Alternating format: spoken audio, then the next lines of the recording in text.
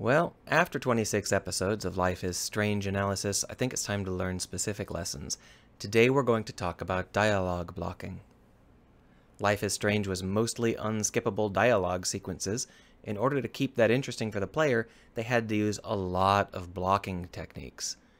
Blocking is when you tell the actors how to move, how to gesture, and how the camera should move. So, what sort of techniques are we going to be learning? I'm not going to be teaching you how to have your characters move around and interact with the sets or anything like that. You can learn that from people who have been doing it for decades. Everyone who's ever made a movie is more experienced with blocking than I am. So we're not going to be discussing core blocking. We're going to be talking about a specific niche thing, and that is procedural ambient blocking. So most of the dialogue sequences in Life is Strange weren't between people who were scripted to move around the sets in specific ways and interact and touch things or whatever. Instead, most of the sequences were between two characters that were stapled in place, and their dialogue was just typed out into text boxes. Here's an example. These two characters never move. They have a long conversation. In fact, they have two long conversations while they are stapled into this exact position in this exact room. How can you keep the player's interest? Well, you have to use all three of the basic techniques that you use in blocking, and that is body position, body language, and camera work. Let's start with body position. So, as you might have guessed, this scene here is a dialogue between Max and Chloe. I've gone ahead and imported them into Unity. And this particular sequence, the two characters are facing each other at a close range. Because our characters will never move, body position won't be changing over the course of our dialogue. So we have to get it right when we initially set it up. And what does that mean? Well, it means understanding how the body position matters to the basic dialogue sequence. And we'll go ahead and grab Chloe, drag her back. So you can see that while the two were close together, it felt like it was a very personal and almost intimate conversation. But now that they're further away from each other, they're not nearly so close. In this case, the most basic thing to understand is that physical distance equals emotional distance. The further apart two people are, the less they're connecting on a personal level. That isn't to say they're calmer. They could be screaming at each other from opposite sides of the office. But they're not connecting at a personal level like they would if they were this close. So distance, physical distance is emotional distance. Basic rule.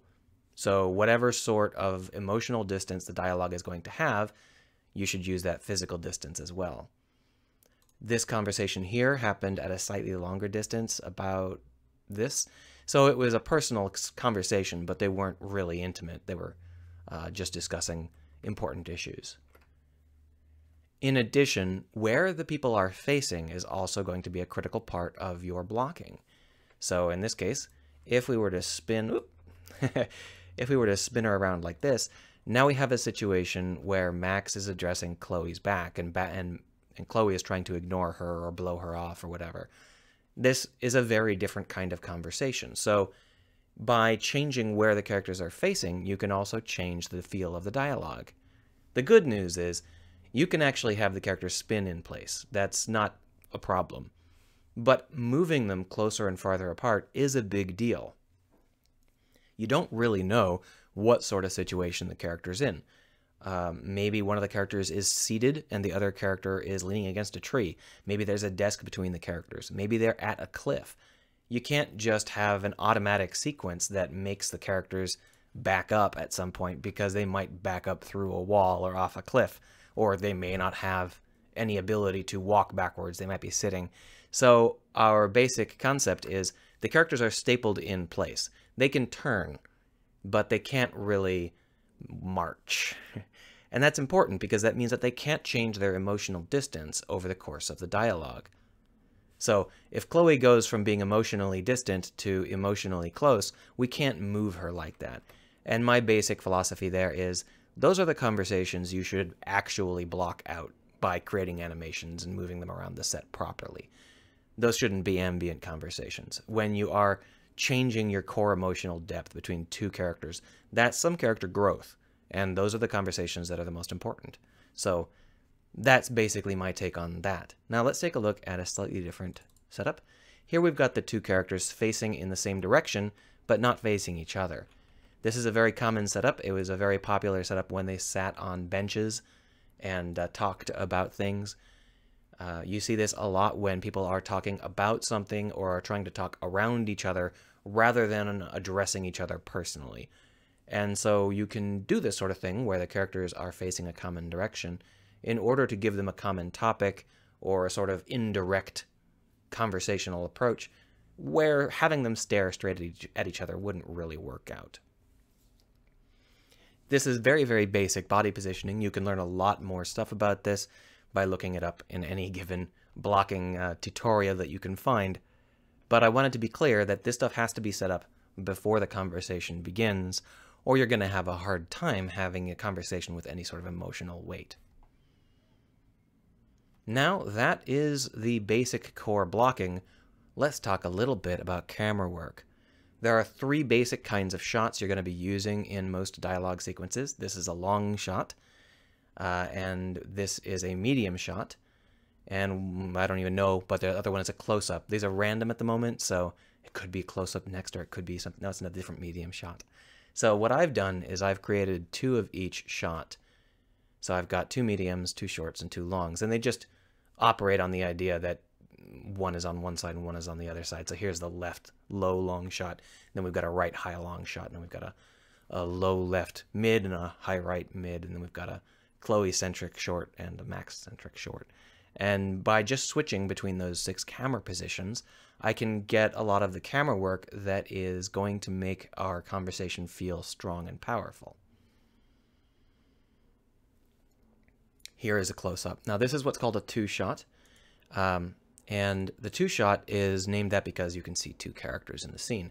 And this two-shot is kind of a close-up on both characters. Since I threw this together pretty fast, the framing is not great, but the idea of a close-up is obviously to connect with the characters. And normally you would focus on one particular character's face so that you would get their emotional impact.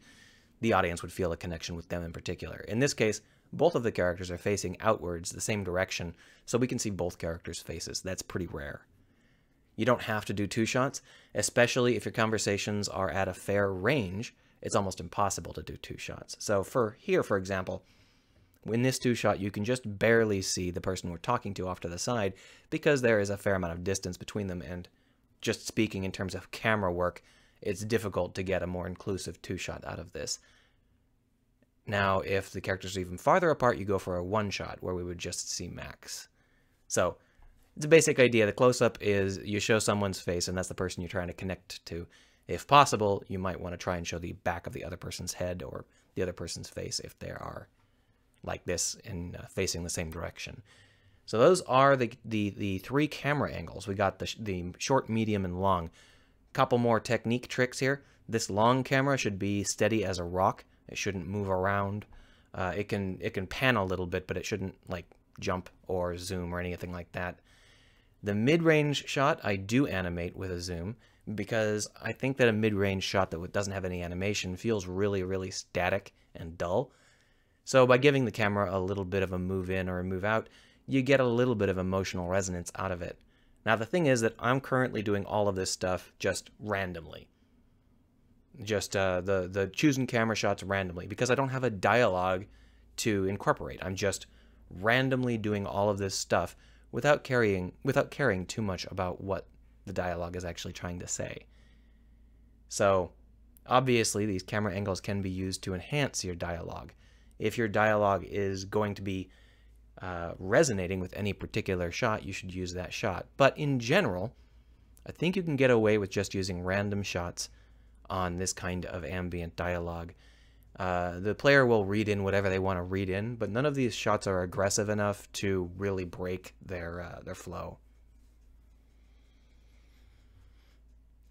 So we've discussed the 3 camera angles, and I used 2 of each. Let's discuss body language. So body language is probably the most important of the various concerns, and it's also the one that's definitely the hardest to get right because people are pretty familiar with people's body language. The first and most important part of this is their eyes and their head. Now I'm using a library here. I got a real cheap little library for animating the eyes and the head. It's not perfect, but it does a fairly good job of keeping their eyes feeling alive. You don't get that dead-on stare that you see so often. Now, Life is Strange did have this problem where they had this dead-on stare sometimes, and it got really creepy at times. But in general, you should allow your characters to look around, look away, move their face, move their head a little bit, because it keeps them from feeling like robots or like total creeps. Of course, you can adjust this to be different for each character. Victoria might have a very creepy stare all the time, whereas Max might look away too much. It really depends on what you need out of any given situation. But again, this stuff can be largely untexted. You don't have to script it into your dialogue sequences. Instead, you can just use basic algorithms. So the basic algorithms for this stuff are that you want the character to look at the other person most of the time when they're starting a conversational topic. So by default, you can just say if they're starting to talk, look at the other person's face. On the other hand, if they are lowering their engagement level, they should look away. The engagement level is something we'll talk about in a minute here, but the basic idea is there are definitely times when the characters should look at each other, and there are definitely times when they should stop looking at each other, and you really shouldn't let that totally be random. The randomness is good beneath that, though. So in terms of facial expressions, I wouldn't worry about that too much. Just make sure it's the basic sort of facial expression that you need out of the conversation, and script expression changes in with specific conversational moments if the conversation leads to other sorts of expressions. As long as the expression isn't too exaggerated, you can have a long conversation while looking annoyed or looking happy. That's fine. You don't have to constantly change it or anything like that, as long as there's some micro expressions going on. I threw this together pretty quick, so Chloe's micro expressions are macro expressions, but that's okay. When the people are talking, it's up to you to determine how much mouth movements you want to try and sync up and anything. You can see that my mouth movements are very, very basic and kind of crap, or very, very crap. And they're not too distracting, in my opinion. I find that as long as the rest of everything holds together pretty well, the voice syncing doesn't have to be perfect. Of course, if you don't have voice actors, or if you do have voice actors, it becomes more important. If you don't have voice actors, you can get away with cartoony lip flaps. It's largely irrelevant. Now, in terms of generic body gestures, I don't have any in my demo because of the way that the skeletons work. Mechanim and the default skeleton rig for Life is Strange don't go well together, and that's no surprise since it's intended for Unreal Engine. But this sort of body gesture is what I'm talking about.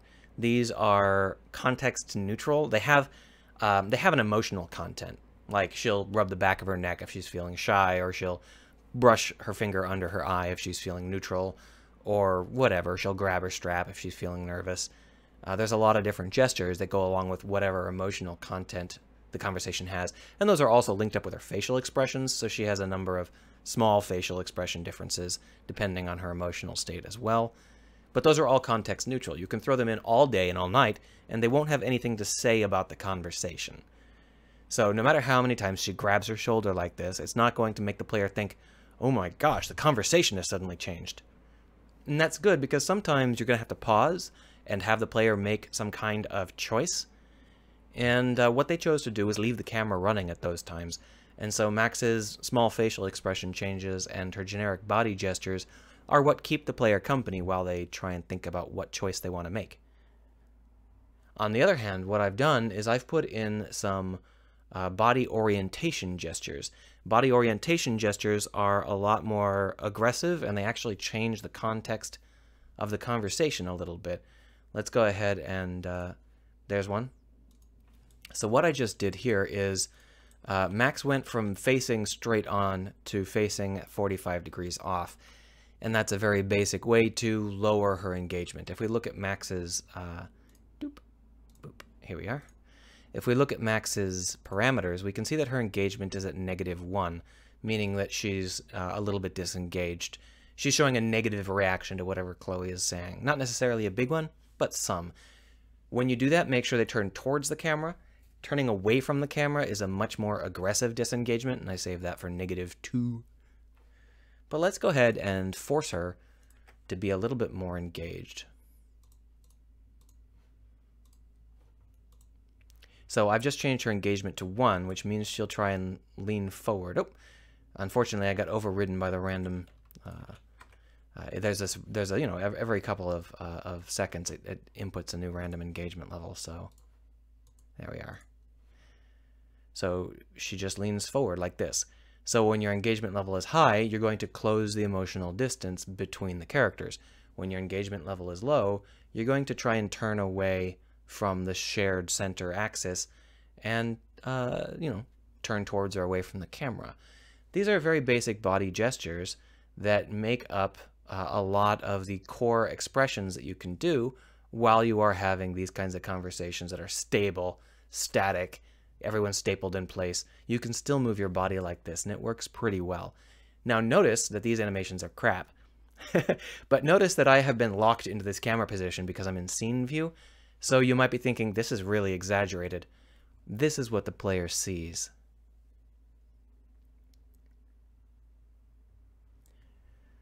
So it doesn't feel nearly as exaggerated when the camera is moving around. And that's kind of the core concept here. You're not showing the player what's going on moment to moment.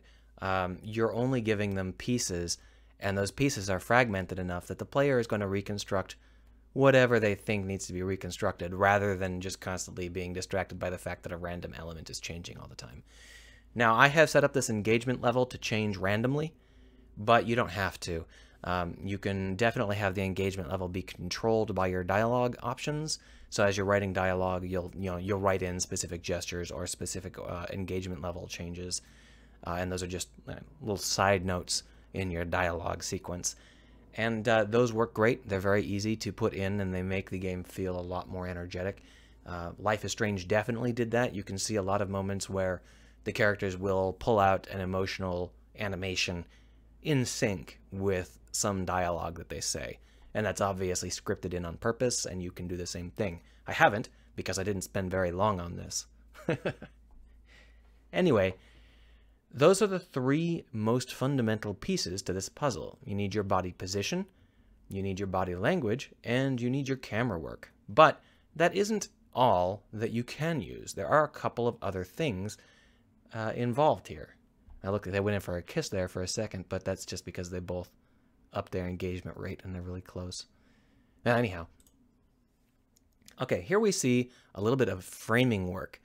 I've gone ahead and put Victoria and Brooke in the same scene here, and they are talking to each other while side by side staring out a window. And we are having really bad luck with the camera angles here because we're only getting close-ups. But the point is that they're, here we are, framed in a window. Now, when you frame your characters like this, you have a lot of things that you can do to make the conversation feel specific ways. And a lot of that is context-driven. They're behind a window. Does that mean that they are feeling safe? Does that mean that they are feeling isolated? Does that mean that they're feeling trapped? Are they on the top of a building looking out over a city? Or what? By setting this up, you can impart a massive amount of importance to the dialogue just by where they are in the set and where the cameras look at them. It should be noted that these characters have the exact same camera setup that I've been using so far. I don't move the cameras at all except for tiny adjustments on the close-ups. So this is the exact same set of medium and long camera shots that we were using before. They're pretty adaptable as long as your levels can support them and don't have any weird things in the way. Of course, these two characters aren't quite as, I didn't put as much care into them, so they're a little bit stilted, but the basic idea is the same. You don't have to frame them like this. There are lots of ways you can look up on how to do framing. Framing people in a box, a series of boxes like this, is generally considered a rigid and oppressive kind of framing. That can be something that oppresses your characters, or it can be a welcome a welcome protection from the outside world. But there are lots of ways you can frame it. For example, one character could be standing on the stairs and the other character could be down below, or you could have a character sitting in a chair, or you could have characters beneath a tree or up in a tree. Just by changing where the characters are placed and what the camera looks through to see your characters, you can really change how the dialogue feels. You can also use light, and you should really look up how to use light a lot, and you can fake the hell out of this because these are always cutscenes, so there's not going to be a player walking around and seeing, oh, this light doesn't really make sense. So you can trick your eyes by putting lights in places where they aren't actually put. In this case, what I've done is the light that we are using, there we are, this is the actual lighting implement that I'm using as an excuse. It's the practical. But the light itself is floating way down here. So since there's not going to ever be a player wandering around in this cutscene, there's no reason for me to worry about players noticing that that light isn't straight on. And in exchange, what I get is this nice hard rim light from behind here. Or backlight's a little bit too aggressive for a rim light. But this gives the whole conversation a much more dark and brooding feel, a sharper, heavier feel. Whether it's a long shot where they appear to be shadows cut out against the background, or whether it's a close-up and you can see the curve of their face in blue. This is a much moodier conversation, and it doesn't require any special effort. All you have to do is make sure that your lighting agrees with your mood, with the conversation that you're trying to hold.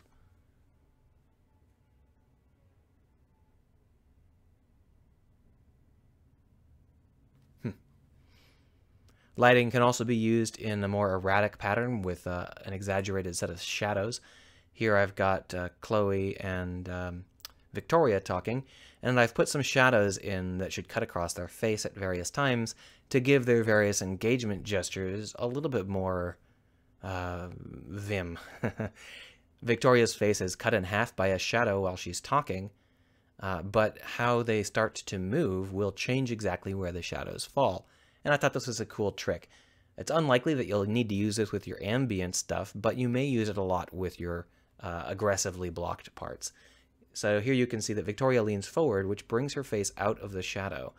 And that's a good, meaningful thing to do. Having your face half in shadow is considered dark and sinister. When your face comes out into full brightness, you would be considered to be showing your real self or starting to empathize or whatever else is like that. Now, if we can have Chloe lean forward a little bit. Come on, Chloe.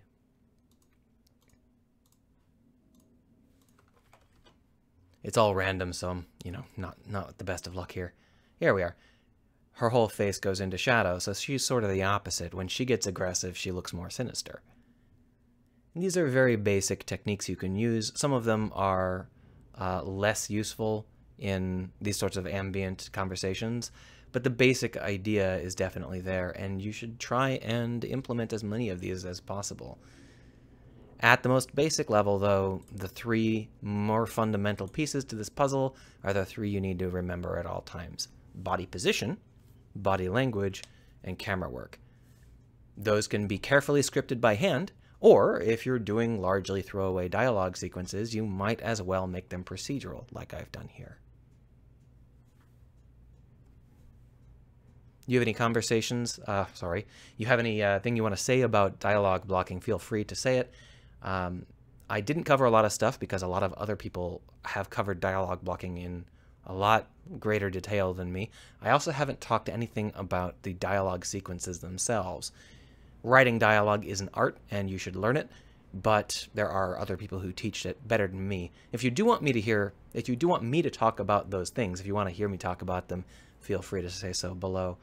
But I'm pretty happy just talking about dialogue blocking in this sort of niche setting. Should I just let this run for a while? I find it's oddly hypnotic.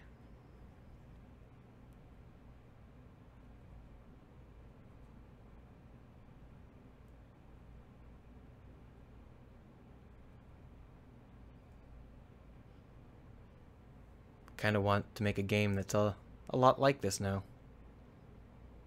Gotta be careful if you stare at something too long. You start to like it too much. or hate it.